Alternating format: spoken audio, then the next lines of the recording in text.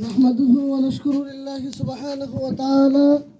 أما بعد فأعوذ بالله من الشيطان الرجيم. بسم الله الرحمن الرحيم. تعاونوا على البر والتقوى ولا تعاونوا على الإثم والعدوان. ইসলামী আন্দোলন বাংলাদেশ জাওয়া চরমহল্লা ইউনিয়ন শাখা কর্তৃক আয়োজিত আজকের ইফতার মাহফিলে উলামায়ে কেরাম, হাফিজে কেরাম সহ সকল উপস্থিতিদেরকে আন্তরিক অভিনন্দন ও মোবারকবাদ জানাচ্ছি। প্রিয় উপস্থিতি, আপনারা জানেন ইসলামী আন্দোলন বাংলাদেশ এদেশ থেকে জাহিলিয়াতের সকল প্রকার আধিপত্যের অবসান ঘটিয়ে, সকল বৈষম্যদের অবসান ঘটিয়ে কোরআন সুন্নাহ অনুযায়ী খোলাফায়ে রাশেদার নমুনায় সাহাবায়ে কেরামের অনুসৃত পথে মানব জীবন গঠন এবং সমাজের সর্বস্তরে কোরআন সুন্নাহ অনুযায়ী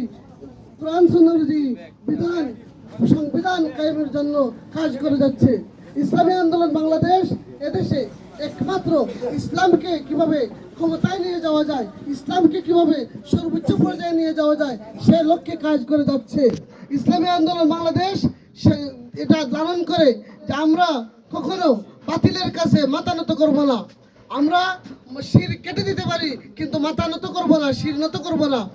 ইসলামকে সমুন্নত রাখতে আমাদের জীবন, আমাদের যৌবন, আমাদের সময়, আমাদের শ্রম, আমাদের রক্ত, আমাদের মেধা, আমাদের জীবন দিতে আমরা প্রস্তুত।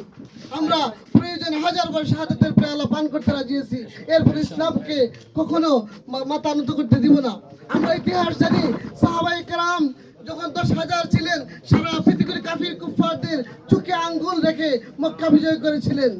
যখন লক্ষাধিক সাহাবায়ে কেরাম ছিলেন, তখন সারা পৃথিবীর কাফিরদের চোখে আঙ্গুল রেখে অর্ধ পৃথিবী শাসন করেছেন।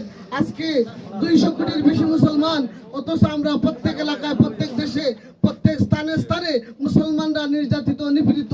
তার কারণ হইল আমরা পরস্পরে বিচ্ছিন্ন হয়ে গেছি। আমরা একে অপরকে দ্বীনি কাজে সহযোগিতা করি না। অথচ আল্লাহ রাব্বুল আলামিন বলেন, তাআওয়ানু আলাল বিররি ওয়াত তাকওয়া ওয়ালা তাআওয়ানু আলাল ইসমি ওয়াল উদওয়ান, যে তোমরা পরস্পরে ভালো কাজে, তাকওয়ার কাজে প্রতিযোগিতা করো, সহযোগিতা না, প্রতিযোগিতা করো। একজন একটা কাজ আরো বেশি করো, আরো বেশি করো। অথচ আমরা ভালো কাজে সহযোগিতা করি না, পরে একজনে যদি ভালো কাজ করে আরেকজনে বাধা দেওয়ার চেষ্টা করি। আর খারাপ কাজ, গান বাজনা হইলে মাইকিং ছাড়া হাজার হাজার মানুষ সুস্থ হয়ে যায়। সুতরাং আমরা এই প্রত্যাশা ব্যক্ত করি যে আগামী দিনে ইসলামকে সমুন্নত করতে, ইসলামের পতাকা উড্ডীন করতে যত প্রকার শ্রম মেধা আমাদের প্রয়োজন সবসময় পাশে থাকবো ইনশাআল্লাহ।